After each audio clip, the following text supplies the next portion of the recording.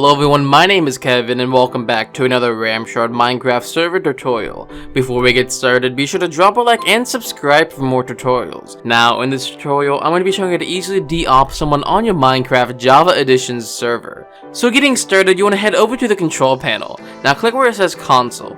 In the console, you're going to see the command box. In this command box, you're going to enter Deop, which is spelled D-E-O-P, then type the username. So I'm going to type Deop RAMShard. As soon as I do that, I can click enter or hit the send button. And as soon as you send that, the person will be de-opped and no longer have the op powers. Now you can also go ahead and do this from the config files. To do this, go to the ops.json file. Now find the user you want to de-op. Once you find the users you want to de-op, go ahead and highlight all of their information and then click delete. As soon as you do that, you can go ahead and click save and then restart the server for this to take effect. And that is how you easily de-op someone on your Minecraft Java Edition server. Thanks for watching.